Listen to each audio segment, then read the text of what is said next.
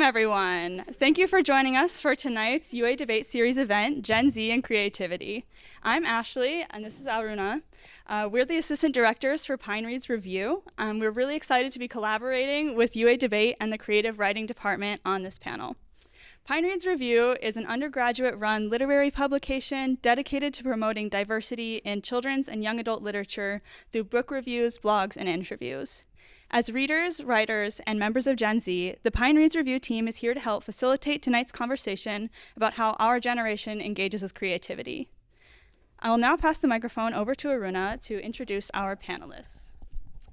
First of all, please welcome Grant Faulkner, the Executive Director of National Novel Writing Month, and also acclaimed author. His latest work is called The Art of Brevity. He has also co-founded the literary magazine 100 Word Story and a podcast called Right Minded, note the spelling W-R-I-T-E.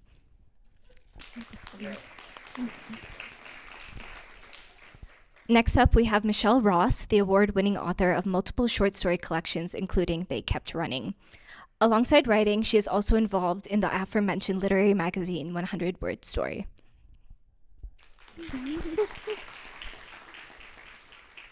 Then we also have James Hoch, a professor of creative writing at Ramapo College in New Jersey. He has authored 4 novels, his latest being The Last Pawn Shop in New Jersey, and is published in the Washington Post.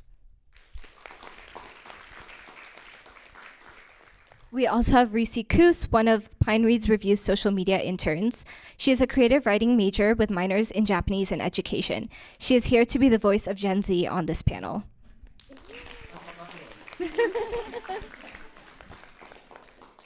And lastly, a huge thank you to Ted McLoof, Executive Director of the UA Debate Series.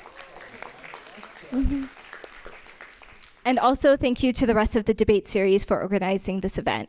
He will be our moderator for the discussion this evening. Thank you so much. Yeah, another round of applause for Pine Reads Review. Thank you so much for being here. And thank you all for attending. I'm really excited to have our discussion this evening, especially because we have such acclaimed panelists. And Rysi, I hope you're okay taking up the mantle of being the voice of the entire generation up here. That said, we are going to take questions from the audience eventually, so we actually have plenty of members of Gen Z to be able to weigh in as well. But let me just go ahead and kind of explain a little bit about what it is that we're doing here and why we're putting this panel together. So this entire year, the debate series has been asking the question, who is Generation Z? And we wanted to make sure that we included the arts in that, because the arts are having a tough time right now, especially on college campuses. And we wanted to make sure that we were drawing a spotlight on people who were creative and people who were storytellers and people who were trying to make sure that they were having their voice out there. And we certainly wanted to find out whether that was changing or how it is that sort of a new generation is wrestling with that and how they engage with creativity. So we wanted to talk a little bit about that, and I thought that it would be great to bring these specific panelists up because a lot of what's happening, I think, in today's creative world is happening largely online. It's happening largely with things like NaNoWriMo. It's happening with things like flash fiction. And we're certainly seeing it in the world of poetry. And I thought that obviously these are some experts who can talk to us a little bit. So if you could all just sort of give us just a little bit about yourselves and sort of just some opening remarks about why it is that you're here and what your sort of interest in being on this panel is, that would be great. So we just go down the line here. Grant? Okay. This doesn't come out. Yeah, just gotta lean. By the way, well, just to give myself some street cred here, I want to say that as a member of Gen X, I feel a great affinity for Gen Z. And I probably can't say much more than that, except my kids are Gen Z. So I've got some up-close experience. But yeah, I was thinking I'm going to speak mostly to the flash fiction side of myself, although I'm happy to speak to the NaNoWriMo side as well. They are kind of two contending sides. And one of the things I was thinking about today was how the United States is a country of more. Does that ring true to you? Like big trucks, big muscles, big novels. We like things that are big. And when I was getting my MFA, after getting critiqued, I'd present a story I wouldn't present it, but anyway, I'd hear all this feedback. And oftentimes I'd go home and in the margins, people would be like, I want more. I want to know more about this character. I want to know more about this scene. and they so often ask for more. And I can't remember anybody asking for less. And so I have this theory that one way we're taught writing is to write longer and longer and longer pieces, and that makes something more impressive.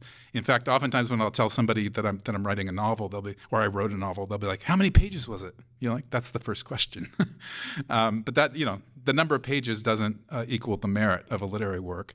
And so I'm going to try to stay within the 3 minutes, I swear. So I was working on this big doomed novel for about 10 years, and not the entire 10 years. I was going back and forth with it, revision after revision.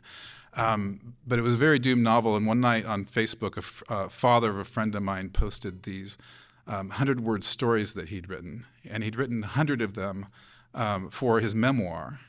And I thought they were just so entrancing and different, because these little stories, it was like he had one of these Kodak carousels, and he was just pressing the button, and a new story would kind of flash up on the screen.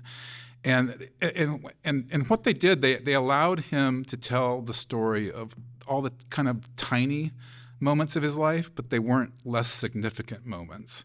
And I was convinced that he couldn't tell those stories in a larger conventional narrative, like most memoirs. So anyway, I started just writing them to take a break from my doomed novel. And initially I got them down to like 150 words. And I told him, I was like, "Hey, I'm doing what you're doing. I'm writing these little stories, and they're 150 words. And he said, No. You've got to get them down to exactly 100 words, and they will be better."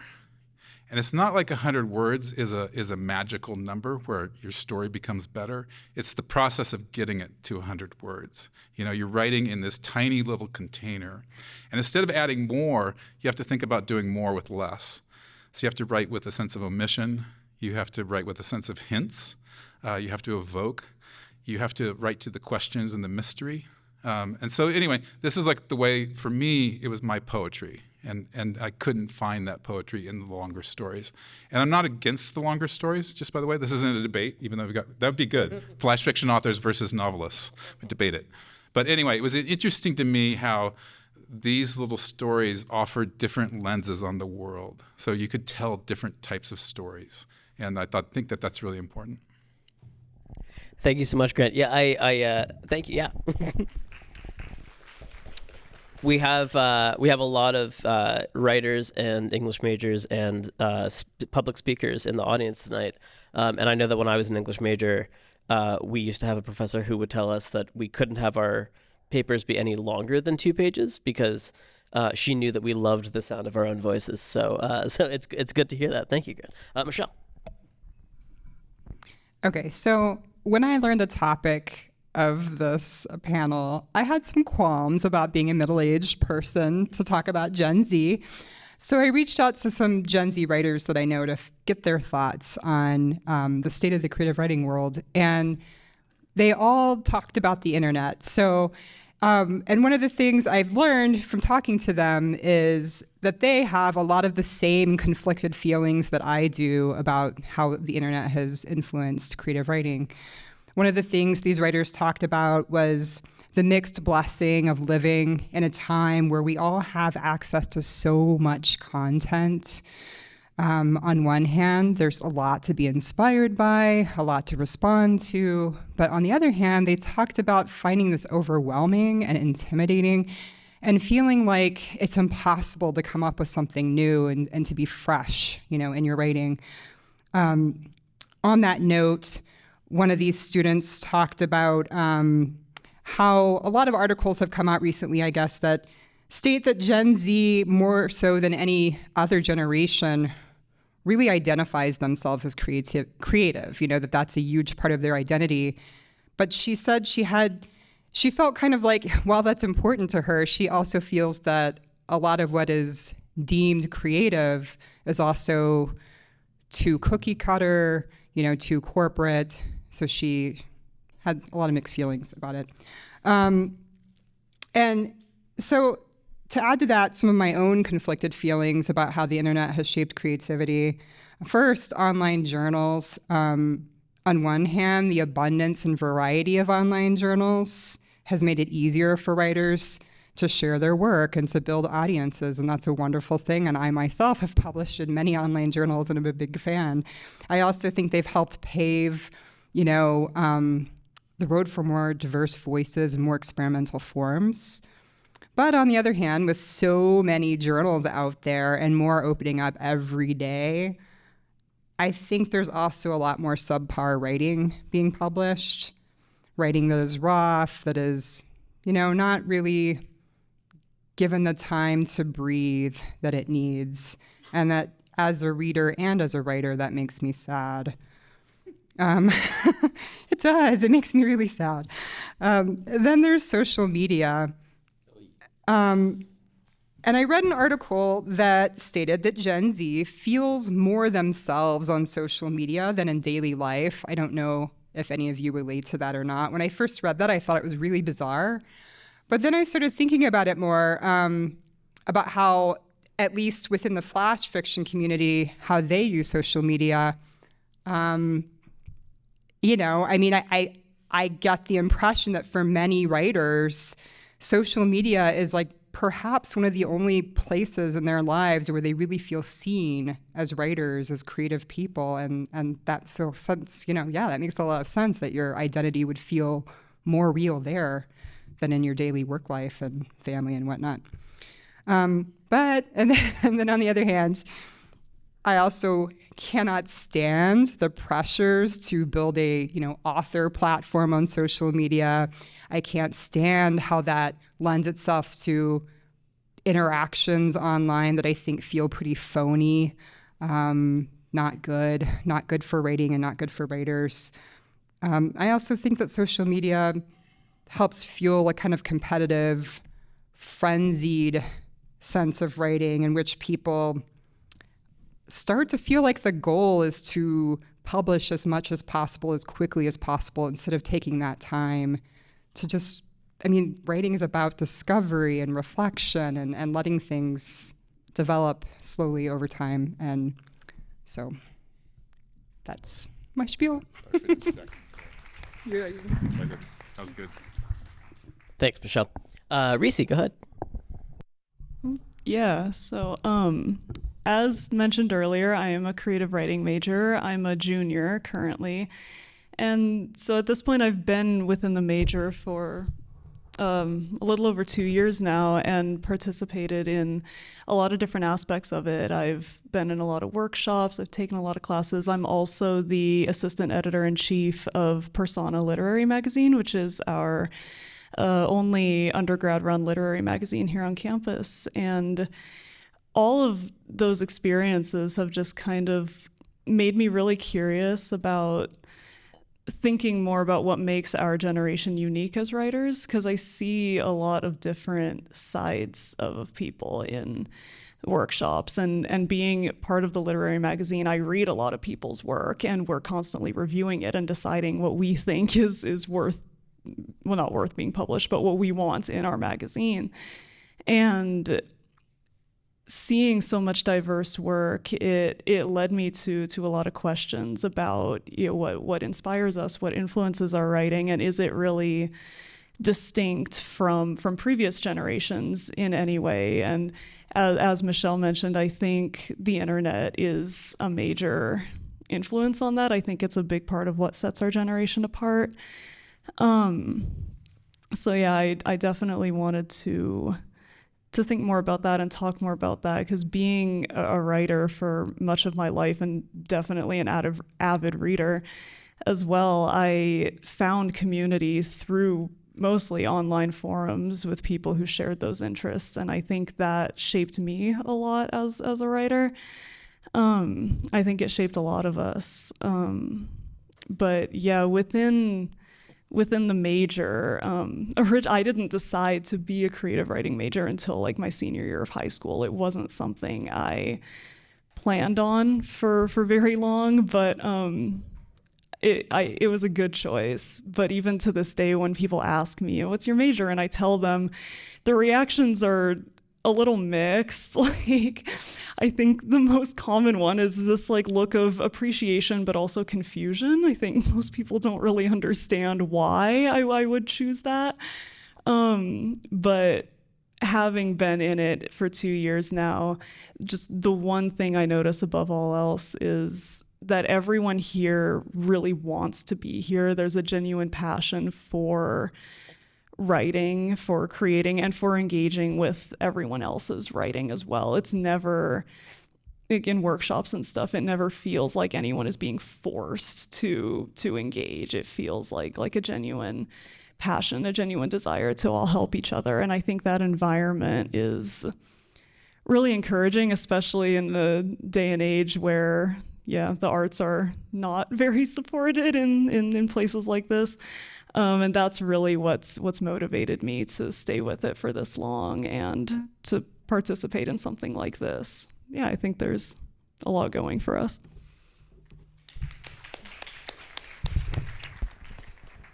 Thank you, Rysi. And Hoch, sorry, I'm gonna try to call you James, but Hoch was my creative writing professor when I was an undergrad. So a note to all of you who are my creative writing students: remember to hire me to be on a panel when you become creative writing professors yourselves. But Hoch, go ahead. We good? Okay, great. I wrote something, so I'm going to read it. That's what I do. And I'm a poet and teacher. I teach at Ramapo College, where Ted was lucky enough to attend and somehow wiggled his way in, but he was a beautiful student. He was my first good student at Ramapo, and he's still my favorite. Yes, that's true. I also teach at Sarah Lawrence College, and it's interesting to me because I get paid, or the students pay very different rates for the same experience. So it's kind of interesting, Sarah Lawrence, I think, is at $85,000, and Ramapo's at a good 30, all in. And I say the same things in every single class. In fact, I had a student transfer from Ramapo to Sarah Lawrence, and I'm like, I'm going to say the same things. And she's like, I know, I just want to hear them again. I'm like, you're paying 10 times more for this. Yeah, okay. This, do y'all know what a Slurpee is? Okay, good. This is called Fevered Thoughts on Creativity and Materials While Waiting for a Blue Slurpee. That's the title of the talk. I was once strolling through an Amish market and overheard a tourist ask an Amish man, "What time is it?" To which the Amish man said, "You mean now?" Yeah, it's a joke, but it's true. In Egypt, in Fayum, the portraits discovered in these tombs, sketches of a deceased meant to accompany the deceased into the afterlife, was a passport identification, if you will, to the afterlife. They were marked with a distinct shift in style from the dominant modes of portraits of the day. Most dominantly noticeable and obvious in these encaustics was the position of the model, whereas portraiture of the day was side profiled, these were full-faced and frontal. How does one account for such stylistic variation, conditions, and function? Given that these paintings would never be viewed by anyone alive, there is no commercial value to the task. Thus, the condition of the artist, free of the economic and social confines of the day, changed the form of the art. That is, the religious cultural practice of the time permitted a kind of uninterrupted artistic session. The artist took this seriously. The intimacy of the exchange between gazer and object of the gaze by expectation and execution was to be distinct and apart from what society would expect. In essence, the job was to portray the ideal notion of the person so that the dead would be properly recognized. A proper job implied a distance from the orthodoxy of practice of the time. It was once in line with cultural practice and at odds with cultural and economic norm. No one was watching. So you figure with such latitude, the art would suffer the slacker feel of, say, a Slurpee pour from a late-night clerk in a 7-Eleven circa 1991. Not the case. For art created and immediately jettisoned to the literal dustbins of history, the unearthed portrait showed all the care of the commissioned, more so, some might say, in the attention and texture of care. Poets are often from, and artists are often from, but not of, their generation and culture. The late poet and critic Jim Longebach, in his essay, The Resistance to Poetry, asked us to imagine a poetry that was devoid of any cultural or economic recognition, juxtaposed to a poetry that was politically endorsed and financially subsidized.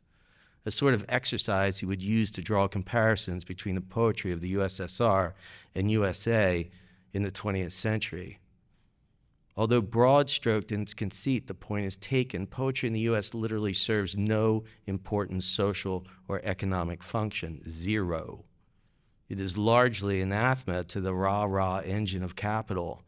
As such, American poetry in the 20th century saw a profusion of aesthetic diversity, divergent technique, and all of the dissonance one expects in American pluralism. In short, US poetry reveled in its obscurity. Soviet poetry was marked by elevation or damnation. The Soviets actually cared about what the poets were doing, and if you did it wrong, you would sure to hear about it, lose your state-provided apartment, and be shipped off to a revolutionary work camp. In the US, whatever cash a poet makes, it ain't from the sale of poems. I want to tell you about the birth of my son. I don't know why I included this, but I will. He's going on 19 now, and is as mysterious and perplexing and wondrous as when he was carved out of his mother.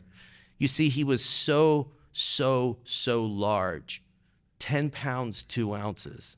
He was giant. His mother, maybe 5 feet on a good day. I am not big. The birth was cesarean, not what we planned, not what we intended, not at all in line with our politics, knowledge, or philosophy on the matter. No. At one point in the birth, a nurse had to stand on the birthing table, straddle my wife, and lift up her rib cage so that the doctors, with something resembling a highlight scoop and a plunger, shucked him out from his cozy and entirely overstayed existence inside his mother. I was there, delirious, exhausted, my wife without feeling but aware in the God hand of an anesthesiologist. They presented our son to us not as a swaddled bundle in a basket. Instead, they held him by his oddly fit-looking torso, eyes open, calm, even poised, his head self-balancing. Disbelieving, I blurted out, "How old is he?" I knew then he was mine and not mine, and whatever idea of biological authorship I may have entertained, there was no preparation for the phenomenon I was witnessing. I work in poetry. I'm almost done. A strange thing. It's as strange and all-providing as staring at stunningly beautiful, oversized newborns. Strange, too, as it is a field very few people actually care about, or at least commit their time or dollars to. Given the aforementioned historical briefs, and given that nearly everything we do in this digitized and alienated and anxiety-washed world we live in is surveilled, algorithmed, and commercialized, that everything, you might say, gets thrown into some ether that can be recoverable and thrown back at you in innumerable unpleasant or surprising ways. So, for the life of me, I'm not sure why the hell anyone would not want to write poems. Why wouldn't you want to spend time building a secular, sacred space in which the joy, awe, pleasure, pain, and eros of language and life is articulated and explored? We make poems for God knows reasons, personal, political, aesthetic, but I like to think that whatever cognition gumption goes into the making of a poem, it's akin to curating a life that you have invited someone to inhabit. The act of creativity for this generation is whatever they want it to be. The trends I see in student writing in this generation tends to embrace the speculative and fantastical over realism and lived experience. It is interesting to me to speculate on why this trend has evolved, and I am interested in hearing from students in this forum on why they think students might not readily draw from their own lives. Perhaps this generation is haunted by ideas more than images. Perhaps the digital life is so absorbing and surveilling that the world-building project is somehow safer, more controlled. Regardless, it's not anyone's business to lecture you on the how of your creative life. But for me, and I think for a lot of others, it's a good drug that keeps us staying. It stays us. All poems, all art, I think if I could plug my preferred essentializing quality of art, of poetry, it attempts to drag us from the glacially late-stage capitalist narrative of what we think we are, the hubris, and holds us in the shit-stillness of language we inhabit. Poetry, like Rothko, stays. Stay, live here a while in this makeshift palm. Attend, listen, stay. Poetry's age-old argument with and resistance to time is the stuff of the lecture hall. But really, given all we have been through and what they've done to us, don't you just want a little bit of the news that is found in poetry? Don't you just want to play in the runic tombs of your life and see what you can see simply by playing with the materials of your life, the face of a beloved, your own face, and hear what it might say back to you? You must change your life. You have wasted your life. The blue eyes of a child who wrecks you with their beauty, the blue wonder of a lover, a swath of blue landscape, until your eyes glaze from gazing long. Here, have a blue Slurpee. You mean now? I mean, why the hell not?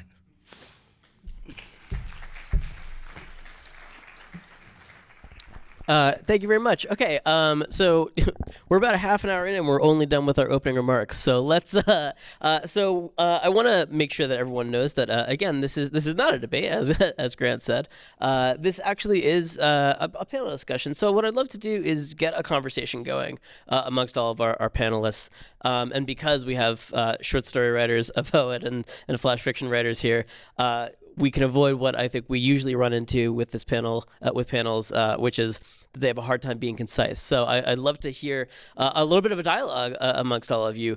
And let's start with just the question of the generative process and how it is that an idea goes from sort of a concept that you might have into the actual version that it looks like on the page, especially when you know what medium you're working in, when you know that you're working, as you said before, Grant, in flash fiction, or when you know that you're writing a poem and you know that you have the constraints of a short story, or whatever it happens to be. How does that usually work? I mean, what do you think the best sort of process of that is? I often have students who are asking me, what is your process? And I always tell them I have a hard time advising on process because everyone's is different. So let's talk a little bit about that. Michelle, you give something to that.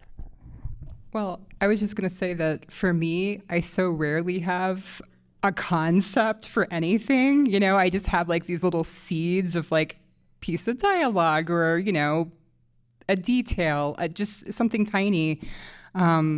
So almost all of my writing is just kind of totally blind, no idea where I'm going to go. But the few times that I do have a more developed sense of a story, it's still kind of a similar process. It's just sitting down and exploring, you know, and I still can't just follow some straight path. It's like I'm always talking to students about like writing outside of a piece. You know, that's my way of thinking, like, I'm just playing around, you know, this is not really the real story. This is me just learning more about my characters, or, you know, exploring, and then slowly over a long period of time, it becomes something. So you sort of play it first, and then you start to kind of to put some more concrete. Yeah, okay, that's interesting. Yeah, I loved what Michelle just said, because when you were answering that question, I was like, don't ask me to answer first. And that's largely because I have a hard time speaking about process and inspiration and how you get an idea to the page. But Michelle made me think, my writing process has become kind of unconsciously kind of drifts in different places as I get older. And the thing that I do most now is like I carry a notebook with me everywhere, and this isn't like a brilliant epiphany, but I'm just jotting down things, you know, jotting down phrases, observations, things I notice. And so that is one great value of writing, is it helps you pay attention to the world, you know, which is an amazing gift. But then I like type up all these notes and I put them in different files. Some of them might be in my doomed novel file. Some of them might be like for news stories. It might be for poetry. Anyway, I got a bunch of documents on my computer and they're all over the place. And things get kind of they just kind of move forward slowly. Sometimes I'll be more deliberate and I'll say, hey, I want to write this story, and I'll spend more time with it. But it's all kind of random. Like I do think it. It's funny. I was going to say I do think it's important to write what you fear, what's calling you. Like your writing, your enjoyment, your joy will all be magnified a lot. At the same time, though, sometimes I think that advice is bad because people will only write what is giving them pleasure and they'll never finish anything.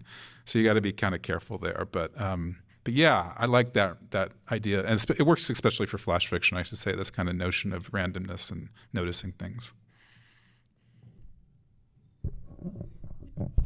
Yeah, for me, the inspiration is often the hardest part because I can't just come up with ideas in my head. I have to take inspiration from something around me. And that requires a lot of searching sometimes, or other times I'll just see something on my desk and that inspires me. But once I start writing, I kind of write how I talk, which is very unplanned and improvised. Yeah, it more feels like the words are just coming to me, and usually most of them will be changed later, as is pretty standard. But yeah, it's very improvisational, I think, when I write, especially with shorter work. I like writing short stories and flash fiction a lot because it forces me to kind of really think about what I'm trying to say, which is often the hardest part for me. I'll meander a lot. I'll say everything except what I'm actually trying to say. And so I'll always start there. I'll just let, kind of like the others were saying, just let it come to me, and whatever I'm thinking about. I think that's the most natural way to let it happen. Of course, it's not the only way, but for me, it feels the most natural. And then kind of look at what came out and try and pick apart like the common threads, the common ideas that are coming up. And usually then is where I'll be able to figure out, oh, okay, I think this is where I'm actually going with this. This is what this piece actually wants to be about. It kind of, I don't know, I think it sounds kind of cheesy, but it kind of reveals itself to me in a way. I think they covered it, really. I mean, I agree with all three of these comments. I mean, start with something rather than nothing, if that works for you. We were talking at lunch that art is like one of the few places where the ends justify the means. If walking along the heath works for you, go for it. If going for a walk or going for a jog, if reading other people's work sparks something in you, that's what you do. You do whatever you can to get the sugars going and getting the language down. I used to have ideas, but then I gave up on those because that was bad. Because the ideas are terrible in some ways because your poems never can. I'm speaking solely as a poet here, so my poems can never match my ideas. So when the ideas are generated out of the poems, then they seem to work really well. Yeah, that makes sense. But I'm interested because you're talking about how anything can kind of sort of you come across it and it inspires you, and I'm thinking about the fact that largely the forms that we're talking about, poetry, flash fiction, short stories, they do tend to sort of concentrate on the quotidian, right? They do tend to sort of concentrate on sort of like the day-to-day sort of realities of people's lives. In other words, genre fiction and just genre in general doesn't tend to sort of lend itself as easily, I think, to those mediums. Can we talk a little about why we feel that might be? I mean, why is it that the sort of boring, banal realities of everybody's daily lives tend to work well in these sort of short forms, or these sort of more brief kind of mediums? I know that feels like it's kind of like an existential question, but I feel like, I mean, my feeling is, I mean, people can go on about these things, but I think the short form is closer to a photograph. And I feel like a novel is, it's like a cultural thing, right? You're telling the story of a people, a small group of people, maybe a family, but you're the culture of that family. Whereas you're looking more like a photograph or short film, you know, in the small forms.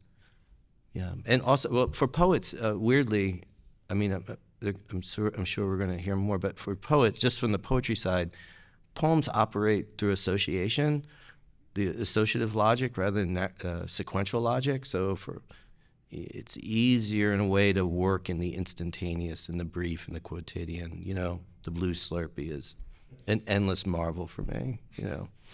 And then you walk around with a blue tongue. And I just think that's like one of the most beautiful things, you know. That's the writing prompt for this evening. Everybody must go home and write a story about a blue tongue. I was going to say our writing prompt from last night was you go on Tinder and there are only eight people because you live in a small town in the Midwest like I grew up in, and you're like, oh damn, I've dated 7 of them. We came up with that too, I think, last night. Yeah. I was going to say, I forget what your metaphor there was, but somebody said that the novel's like a marriage and the short story, I think they said something else, but I think it's more like a hookup. A flash fiction, like a quickie, just to stay on the sexual, you know, it's much more entertaining that way. But I am intrigued. I mean, when I said earlier that that these 100-word stories are flash fiction, it's a different lens on the world, and I do think it relates to that quotidian that you're saying. It's like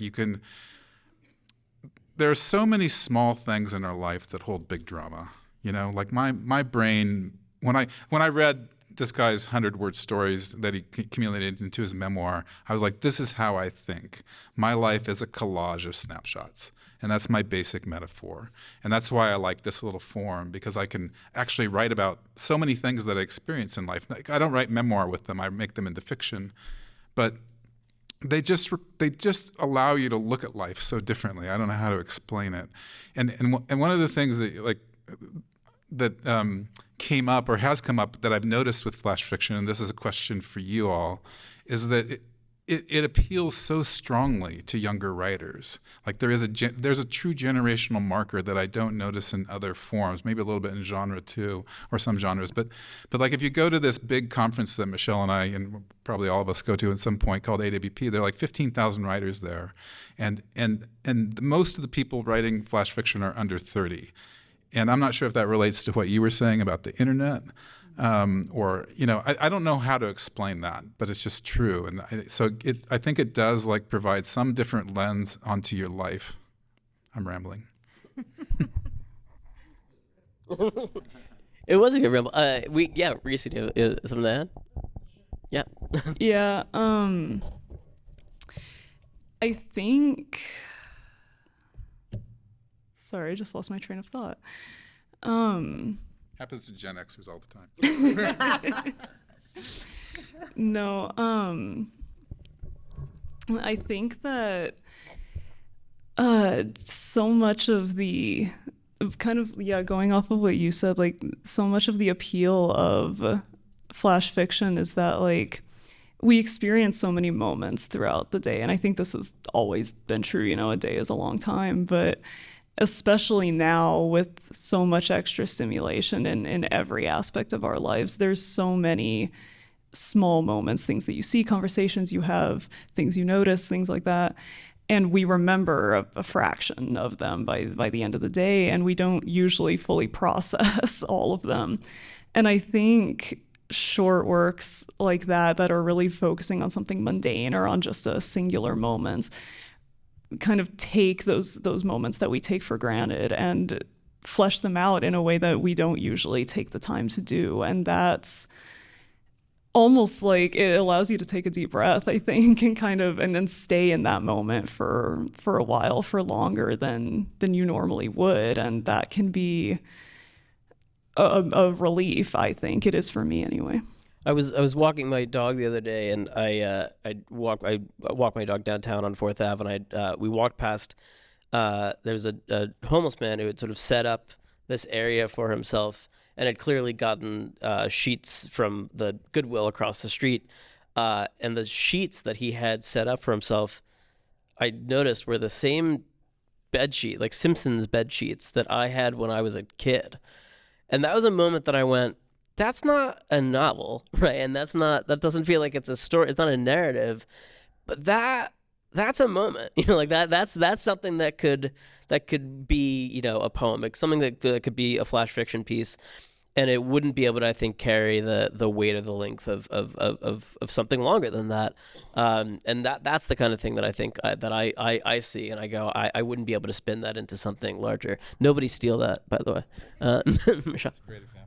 I was just going to say, like, of course you could put those little things into longer works, right? But there's something so satisfying about making a whole thing out of something so small.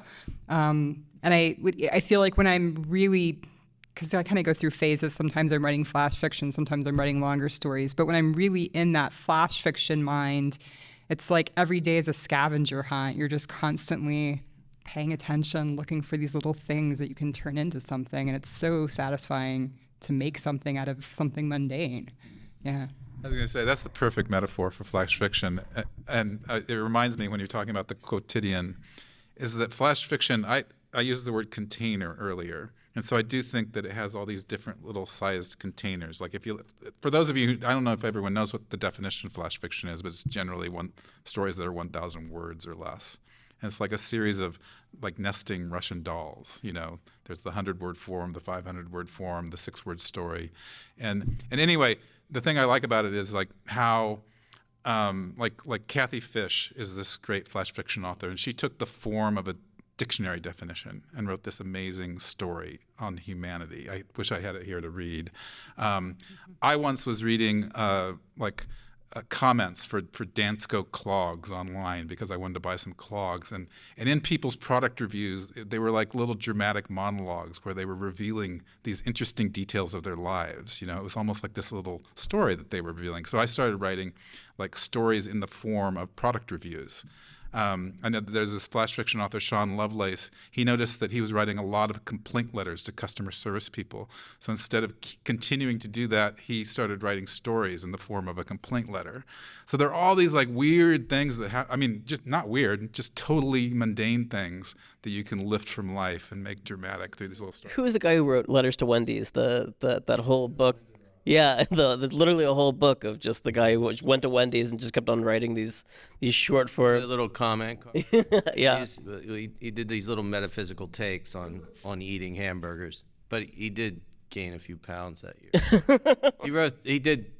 Every day he went to Wendy's, 365 pages. They called it a novel so he wouldn't get sued. It's the right one to choose, though. I mean, Wendy's is, I think, in my opinion, the best fast food restaurant. I would say that your question, like maybe philosophically or maybe the way I think about it with poetry is that, one of the things we do in with a poem, lyric poems, is to pull out a little fragment or a moment from a very long story, the story of your life or whatever, and you're just pulling that one fragment out, the story of your day, and that just one image, that one moment, that one little piece of language that floated up out of all the rush and tumble of your day. That's a way to remind you that you are a person and are alive. You do it by putting pressure on the moment. If you want to know whether you're alive, you just think about your breathing. I mean, it sounds Buddhist or whatever, but I think it's true. You just got to slow time up and just focus in on the words, your breathing, the absence of your breathing, the absence of your words. And that reminds you that you're not just here to get shit done. You're here to live with it, live inside it. And I think that's probably returns us to a sense of our, the wondrousness of having a life. And I think that is critical to finding meaning in your day and finding meaning in your life. And I think that impulse to put pressure on that moment comes from some sort of notion in ourselves that, hey, pay attention to now because it's gone already. And that's why the Amish joke is real. It's like the guy really said, "You mean now? What time is it? You mean now?" He's like, because they don't wear watches. But I think the poetry and the short form puts pressure on the quotidian, but it's only a quotidian. It's only quotidian if you treat it as quotidian. It's meaningful if it's paid attention to, right? I just was using whatever word came to my mind. Workshopping your question. I feel like I'm still in your class. This is we're talking about these mediums sort of in one big breath, and so I'm sorry to ask the most cliched question, but I think I'd be remiss if I didn't. Only because whenever I teach flash fiction in my workshops, students always ask this question, which is, what is, if there is a marked difference, what is the difference between narrative poetry versus flash fiction versus microfiction and all that kind of stuff? I mean, what's so excuse the sort of hackiness of the question, but I feel like it needs to be asked. So You said you had an answer. Michelle's putting the screws on me because I said I could answer this earlier. He was coy with me last night. He's like, I have an answer, but I want Ted to feel good about this question. It's asked a lot, and it's something worth thinking about. When I'm teaching flash fiction, I'll oftentimes do this trick. I take Robert, the poet, former poet laureate Robert Haas's wonderful poem, A Story About a Body, and it's this very narrative poem. If you don't know who Robert Haas is or that it's a poem, it reads like a story. And then I give students another story that reads like a poem. It's one of mine that, but it's in my collection of fiction. And so I ask them to choose which one's the poem and which one's the story. And they inevitably choose my story as the poem and Robert Haas's poem as the story. So the thing is the author just decides what it is, whether it's a poem or a story. There's no tribunal, no literary tribunal where people are putting these things under microscopes and saying, poem, story. So but it does, like, I mean, when I was saying that these stories like help me bring out poetry, I mean, this is the thing, when you're writing these tiny stories and you're adding like a lyric voice to them, it does get kind of, the lines get blurry. But I think also, like, those blurry lines are like a creative opportunity, because there's, they invite a different type of storytelling. And they invite like more like you could have more hybrid fiction, for instance, or just kind of mix it up a little differently. And so I think, but I do think really the category doesn't matter so much, only if it matters to you. And I would say, so Rysi, not to put you on the spot, but since you're currently in workshops, I mean, and as we know, you have to choose the genre that you're going to be taking. I mean, do you see a lot of crossover amongst sort of like your fellow students? Do you see do you see that people are very distinctly sort of like digging their heels in on one camp? I mean, how much of a blend do we sort of see in those different genres? Yeah, I think the fact that the workshops are divided by poetry, fiction, or nonfiction is part of what draws those lines. People enter the class, already expecting like, okay, this is what I'm going to be writing. But I have seen some of those lines being blurred, some people's stories, like some of the fiction workshops I've been in, some of the people in those workshops have said, like, I'm a poet, I don't normally write like short form fiction. And then when I read their work, I'm like, I can tell, not in a bad way, but like their prose feels more poetic. Like it's kind of like what you said, like that poetry is images, right? And is connections to and associations, and that can really shine through in some people's writing. And so I think it also kind of depends on where we're at in the semester, because at the very beginning I notice most people are a lot more afraid to push those boundaries a little bit, but over time, I think I've seen more of that happen, and I've tried to incorporate it into my own writing too, because I've realized, like, sometimes when I've written a flash piece, I'm like, why is this a flash piece? And the only answer really is because I'm saying it is. So yeah, it's, I have seen more exploration of that and more willingness to explore that, and it's really cool to experience. I just want to throw one more question out to the panel, and then I'd love to get some questions from our audience. We're talking sort of, I think, in an ancillary way about communities a lot, right? And I'd love to talk about the state of writing communities now, especially because we're talking about Generation Z and how it is that they're coming into it. We've talked a little bit about workshop communities. We've talked about online communities. NaNoWriMo obviously exists to make sure that there's a sort of supportive community to be out there. So can we talk a little bit about what do we feel like the state of sort of writing communities are right now? Are they helpful? Are they toxic? Are they distanced? Are they close? I mean, what do we feel? Not to sort of have a generalization, but yeah. I mean, like my little piece that I wrote was really very much about the psycho-social and linguistic relationship you have with the page, I suppose, and yourself. But writing saved my life, and community made me feel less alone. And I don't think I would have survived as a writer without, like, the friendships and the community that I was a part of. And whether it's conferences or the collection of readers that you have, the collection of support was super critical for me. So I think you have a creative writing major, but you definitely, I hope that, and I think you do have here, a creative writing community. And the community is what's really going to develop the writer as much as their individual work habits, and the teachers.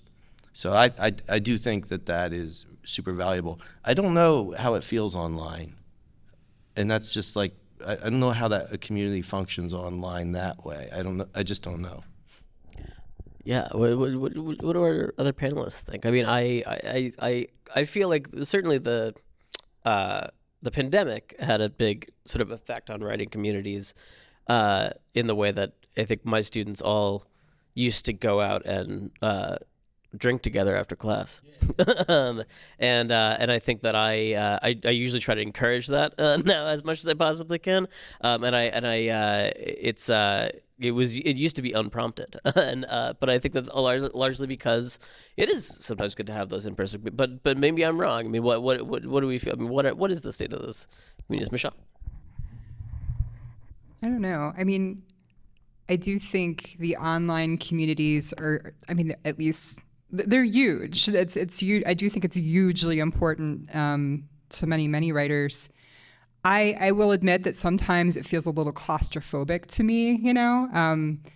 It's.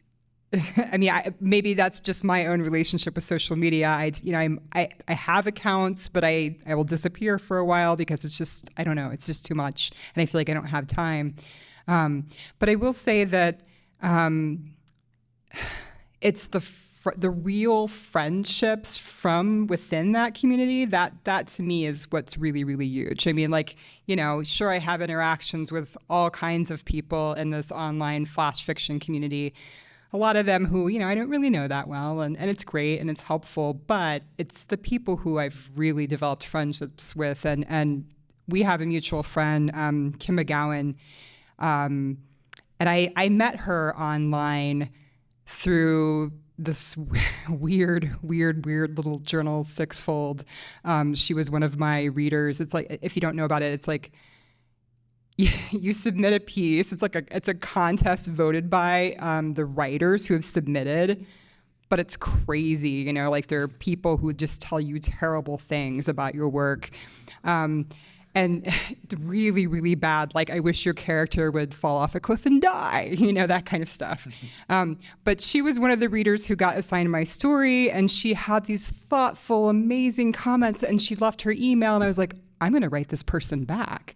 And then we've become really close friends. We wrote a whole book together. So, and that really changed both of our writing lives when we met each other, because we had gone from publishing like 7 stories a piece to like then constantly sending everything to each other and just writing a lot more prolifically because of that friendship, And then there are other writer friends too, but that's the stuff that really is most meaningful to me anyways as a writer. Yeah, I made a friend in Hoch's class. I don't want to date myself, but 17 years ago, and we still trade stories all the time, and we made friends in person in a class, but now we live across the country from each other and very much have an online sort of writing relationship, and we're still friends to this day. I'm gonna see her in a month when I go back home for Christmas.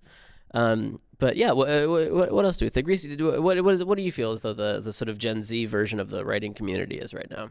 Yeah, I definitely am, like, I have a lot of presence online, and I consider myself a part of quite a few communities online, but strangely enough, not really writing communities. I feel like most of my engagement with fellow writers and with any sense of a writing community has happened in person, all the way back to when I was in middle school and I first started going to the Oregon Writing Festival that would happen in Portland, Oregon every year. It just, to me, it felt a lot more conducive, and it still does, to have the in-person interaction. But that's not to say that the online communities aren't there. I know a lot of people engage with each other in some hybrid form, right? The in-person and online, because it's just so much more convenient that way. Everyone's busy, everyone's doing their own thing and doesn't always have that time to gather in person. But I think from what I have seen from the online communities, at least with my generation, is that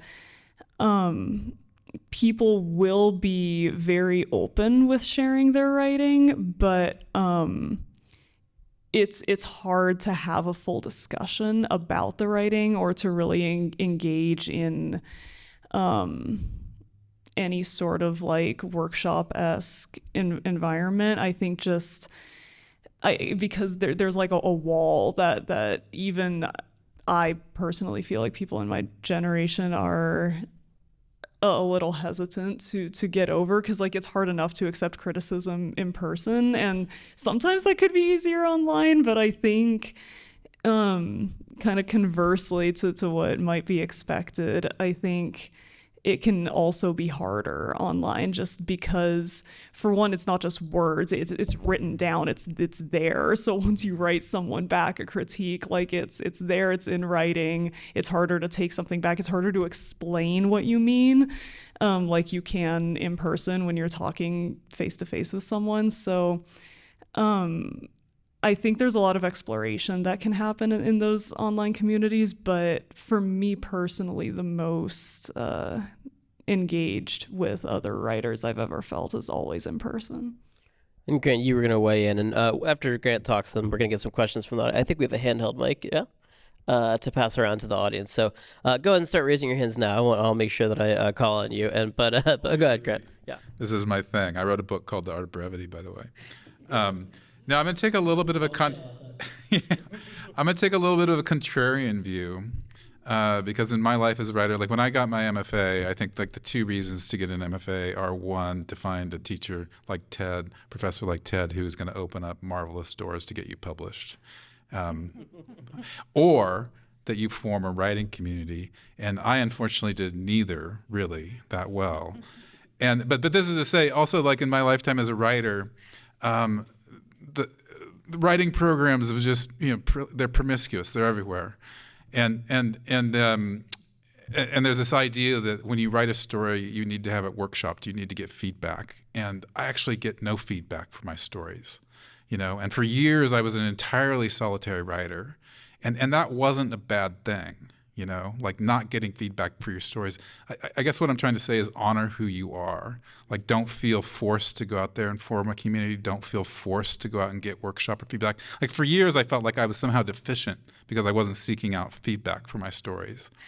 And I have a bunch of things, like I'm now no longer a solitary writer. I'm kind of addicted to community in a bunch of different ways. And I even like all these like very superficial contexts I have online, including the deep ones too.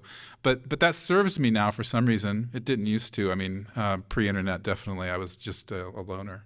Yeah. Thank you so much, Grant. Let's get some questions from the audience. Just raise your hand and we'll make sure that, Riley, you're the one who has the mic. Great. And Riley, I'll just come straight to you with the mic. And Riley, I'll let you choose because I hate doing that. Yeah, great. Hi. So I just have a question. When I started grad school, I came with a lot of flash fiction. Like I was a flash fiction writer. I continue to be a flash fiction writer. Like that hasn't changed. But I was met with a lot of other students in workshops who weren't writing flash fiction and frankly didn't really know what to do with flash fiction. Like I very, very strongly remember being told, I don't really know what to do with this. And I'm like, well, that's not super helpful, but okay, cool. What I guess is this still, it wasn't even that long ago, but is this still something that's happening? Are we still getting a lot of like, I don't really know what to do with this short form, and what do you do when met with that? Wow. I'm curious about that too. Are you doing flash fiction? Yeah, I will admit not a lot of people write it in the workshops that I've been in. In the fiction workshops I've been in, what we get a lot of are chapters from people's longer work that they've written, which always makes the workshop process a little interesting because you're very limited in what feedback you can give because you're just seeing one chapter of what they're telling me is a larger work. So I'll read it, and feel like, well, I want to know more about this. And then the answer is, oh, well, that's in a different chapter. And that's, of course, like long form is very valuable and still a very popular form of writing.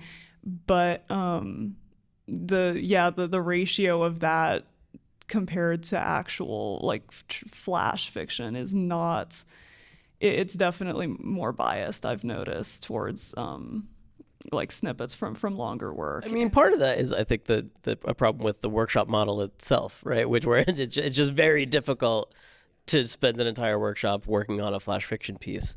But it's also really hard to do a chapter from a novel. So it's yeah, there's challenges both ways, but it's I get a sense of that sometimes, that because I do write flash, and sometimes there's a sense of where I feel like there's a little bit of a misunderstanding between what I was intending with the piece given the fact that it's flash versus what people are used to critiquing. There's a little bit of dissonance there, yeah.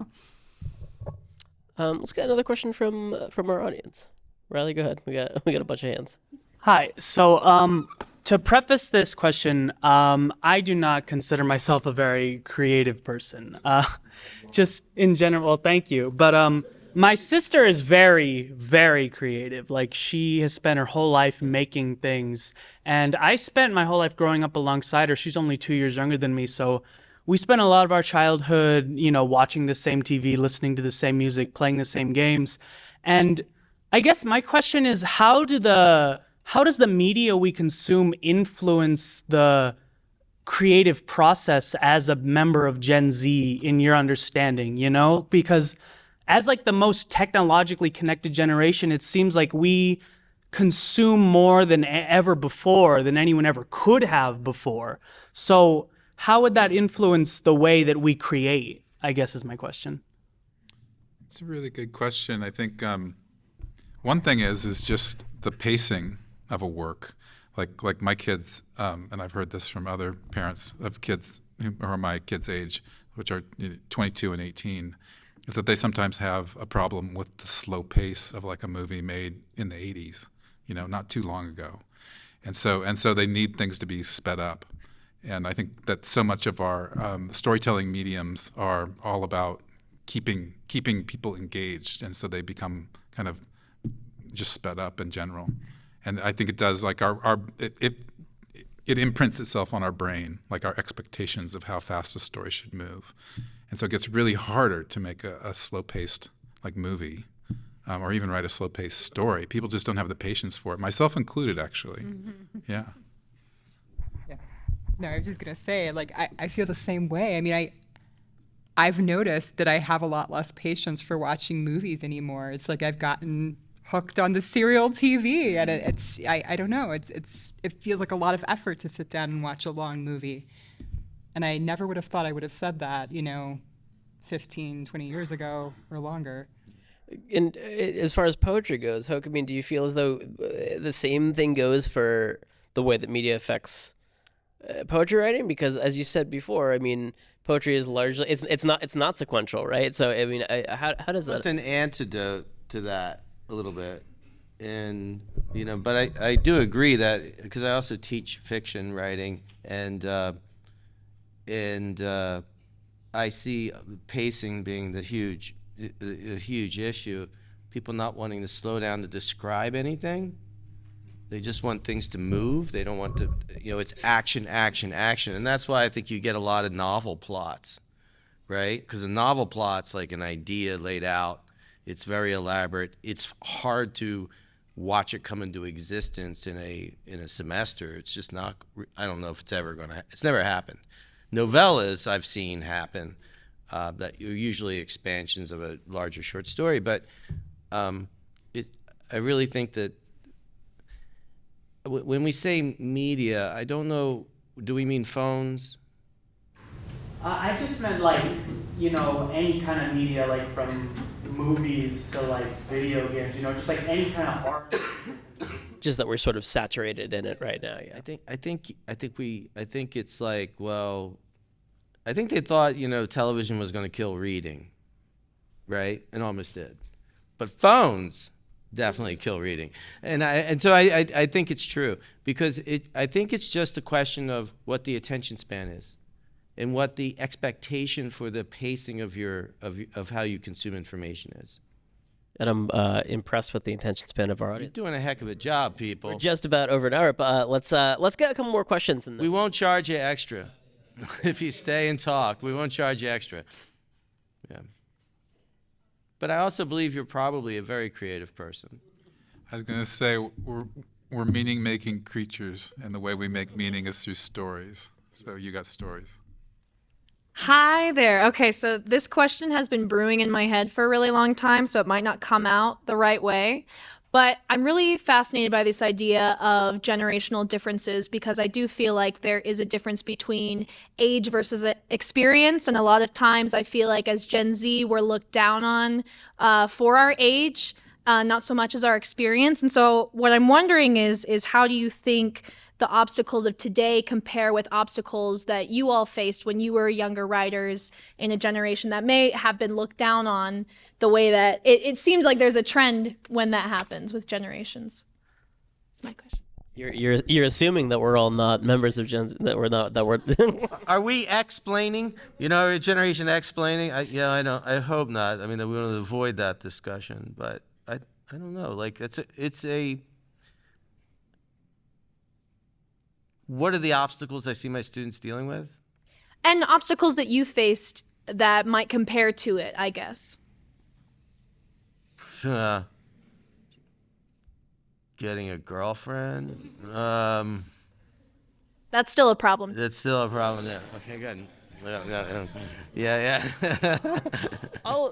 I'm actually gonna tweak that question slightly and make it a little bit more pointed towards our specific panelists. Because flash fiction, obviously, it's not like it's brand new, but certainly its popularity in the sort of public mind is somewhat new. Was that something that you struggle? Like, how did you come into that, and what was their struggle, sort of realizing that was your medium of choice? And likewise with Rysi and with Hoch, how did you realize that like short fiction and that poetry was the medium that you wanted to go into, and what were the obstacles that you ran into trying to figure that out? Is that gonna sort of make the question land? Great. You should have let it be her question.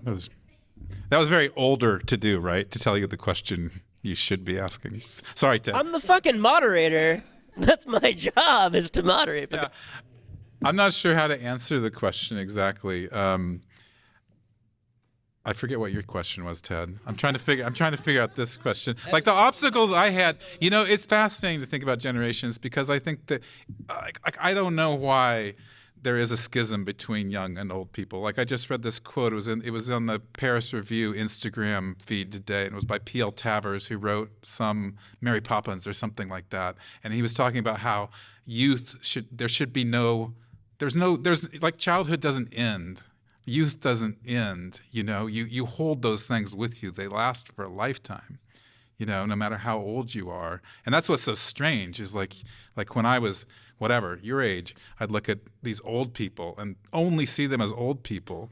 But they like have in their minds, they're very young and they feel like they're your age, essentially. I do. So I just don't know why there's the schism, but there is. It's been throughout history. There's been these interesting wars between generations, and I don't know. It's just like I think I kind of love it. There's part of me that loves it. Like when you're young, you're supposed to put more on the line. You're supposed to take more risks, and that's just the beauty of being young. It's not like you have to lose that, but there is some weird conservatism that takes people over as they get older. They become more careful. I don't know. I actually I think I have an answer to your question. Maybe the way I was raised was wrong, but there is zero expectations that we would amount to anything in my family. Zero. Stay out of jail. Don't cost too much, right? And live your life. And if you screw up, you're a fuck up, and you will have to deal. That was the way it was. And if you make some money, great. Don't be a dick about it. That was my advice going to college. That was like career planning. I think this generation lives with so much expectation about what they are to major in, how they are to major, whether they should go to college. The debt, that is one thing. The economic peril and pressure that you live in is not one of our obstacles. That was not my obstacle. I didn't have any money, but I worked part-time, and I paid for my entire college education, which was unnecessarily long, but, I paid for it. I graduated with like zero debt, basically, because I worked part-time jobs and I could pay my tuition, because it was virtually nothing, And you're living in a situation where the state, I don't know about Arizona, but most states punish you for going to college rather than give you opportunity to go to college, right? They give out a couple of scholarships here and there to make everyone feel special, but it's too much. So the risk, like the risk of me being a poet wasn't financial in a way, or there was no necessarily expectation. I'm sure that other families were raised differently, but I feel like this particular generation is, I do a poll with my students, first year students or second year students. I say, how many of you would change your major if your parents would let you? And 2/3 of the class raised their hands. Because they're lower class, right? Middle class, lower class, and it costs a lot of money to go. So notions of like following your passion, seeing the value in the humanities or creative writing, it's like to a guy who's working 80 hours a week, 60, 80 hours a week, spending $30,000 for the kid to go to college, they want a return on that. And they don't see it necessarily in creativity. They see it in this creativity. In technology, they see it. They see that.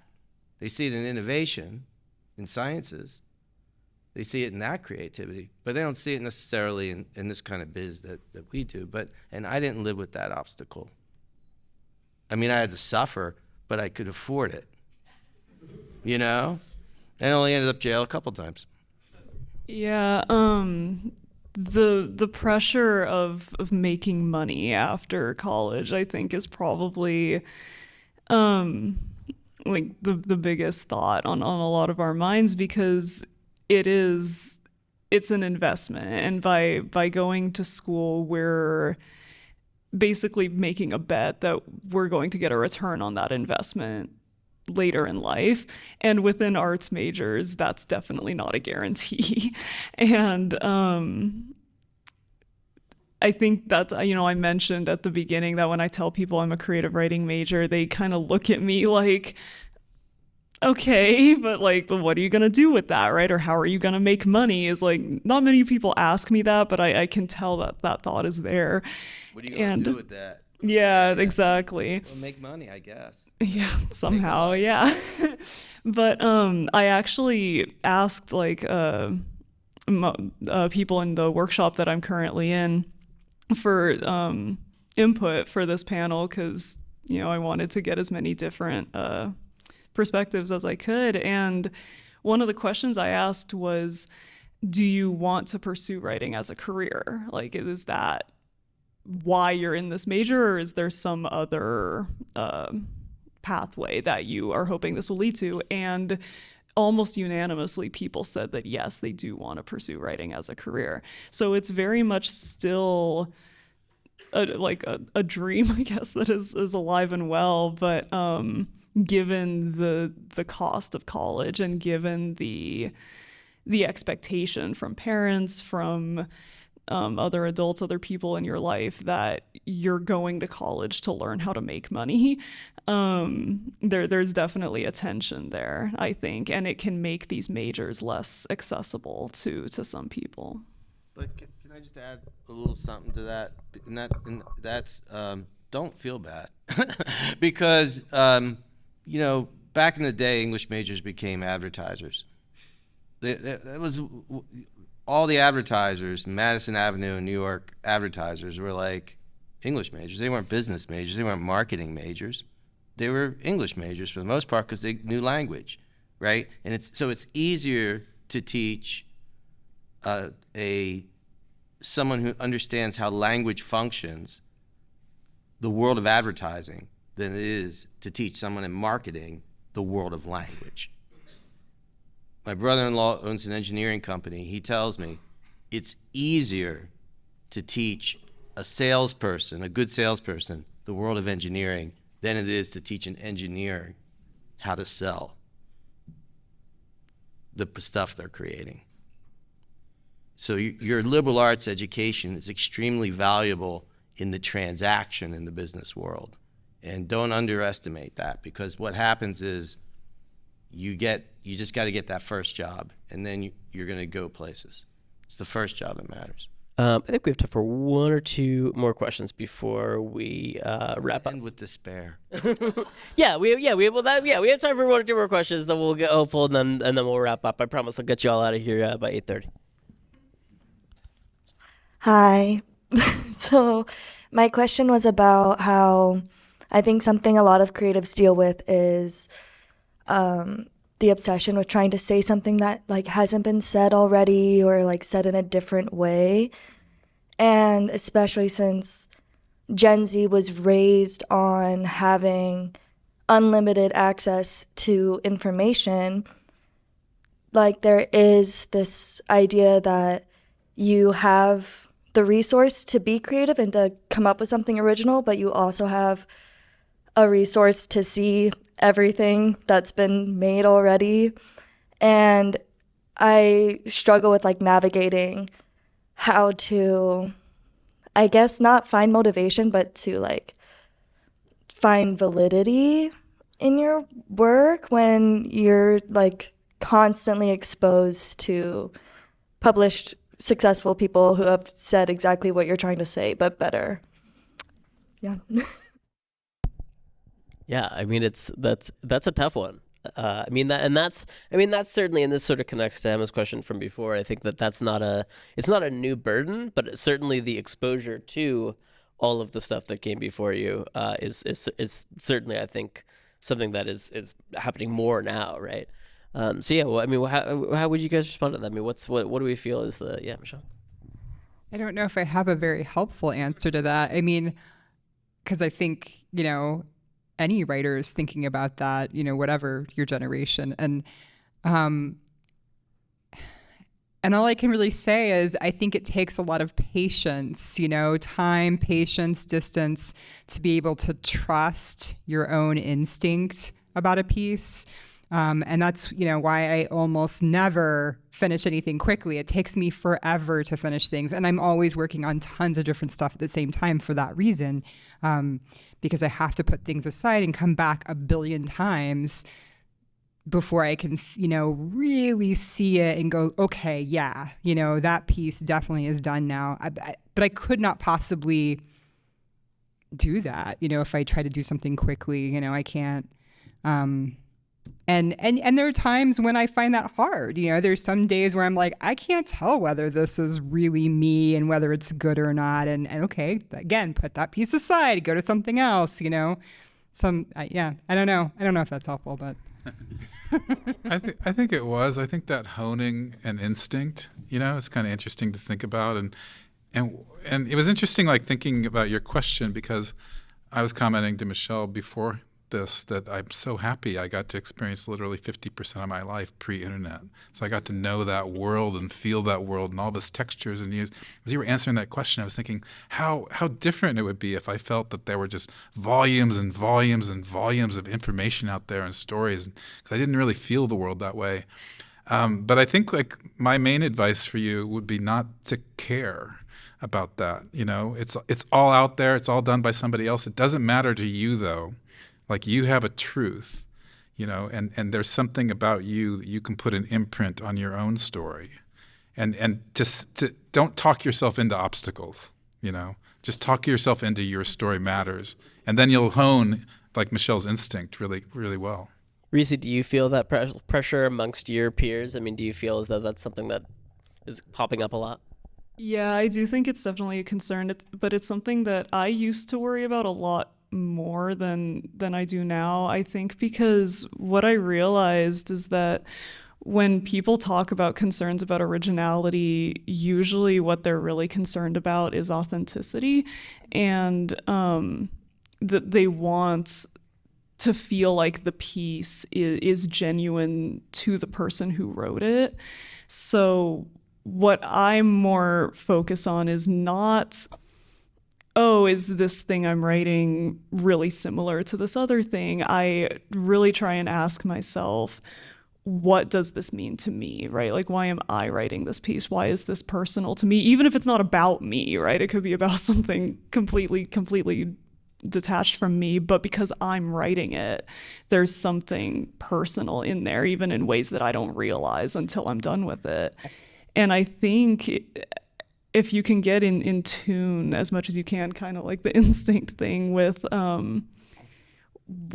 where that piece is coming from within you, because you thought of it came from your brain, that means it means something to you, and that will give your piece that air of originality, even if it is really similar to other pieces, I think, because it's authentic to you. Great. And then let's get one last question, and then we'll wrap up. You can absolutely bombard our panelists with questions afterwards. And I heard a rumor that some of them will be over at Cork and Craft in the student union, so you can also walk past there. Okay. Hi. So just to kind of piggyback off that last question, kind of about things that have been done before, I spent a lot of pretty much all of my middle school and high school experience having the classics shoved down my throat and told that they were good for me, but never being told why. So, like, I'm serious. Like, I have read so many weird books. I know, like, the first 11 lines of Beowulf in Old English, and they told me that this was good for me, and they never told me why. So I would like to kind of hear from multiple perspectives, like, what you think of the classics, and, like, what does that mean? Does it helpful to read all of these things? Is it better to know why or just to read them? Sorry. Are there any classics profs here? When we say the classics, we mean like greatest hits from the canon, or Western Civ, or Eastern. I mean, a lot of what I read was like from the Western tradition. Like Moby Dick or something? No, well, like, it was all over the place. Like, Moby To Dick's Kill a awesome. Mockingbird, Huckleberry Finn, Crime and Punishment. Yeah. Yeah, like that stuff. And you didn't enjoy any of it? Well, it was difficult to enjoy it because it was like, they never, the school that I went to, they didn't tell us why they were making us do all these things. They just said, this is good for you.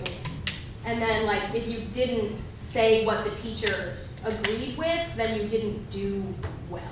They were teaching really poorly, by the way. But they do teach poorly. I don't know. I feel like there's good stuff out there, whether it's classical or contemporary. I mean, some of the sentences that were uttered here today were just marvelous sentences, right? It's important to understand literature and its historical and cultural import, right? Because you learn stuff about the society and the nation and the people you live with, you know? But it's important to read diversely, obviously. But I think what you're talking about is just poor pedagogy, poor teaching, you know? And I think and it's very hard to fix that, except to pay teachers more.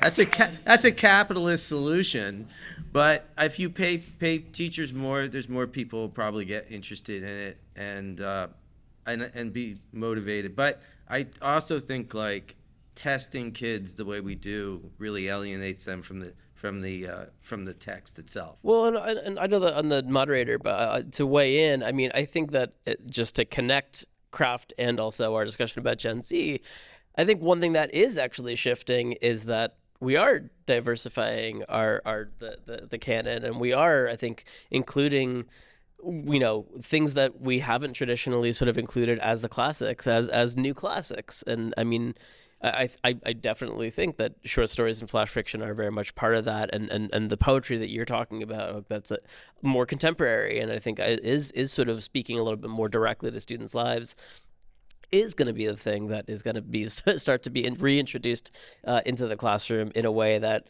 you're probably not going to need to explain why it is that this stuff is good, because I think students are just going to think it's good, whereas I think it's a genuinely good question to ask, what does Beowulf have anything to do with who I am and my state of being? Yeah, I would say Eminem. You can't get to Eminem without Beowulf. My wife will certainly agree that Eminem is absolutely classic literature. Yeah, Rysi, go ahead. The accentual syllabics, the way Eminem raps, is very much the metrics and the meter in there is like it's like lifted completely. That's why he sounds different when he raps, because he raps in accentual syllabics, certain stresses through the line. Anyway, that's just a throwaway. But read it backwards. Read the canon backwards. Start at the end. Read it backwards, because then you'll understand the genetics, the genealogy. When this is a debate, I usually have my gavel. I'm going to gavel you out. Listen. Oh, it's a great example, because I actually just had to read Beowulf for a class I'm currently in, and just recently finished an essay about why Beowulf is still relevant. So,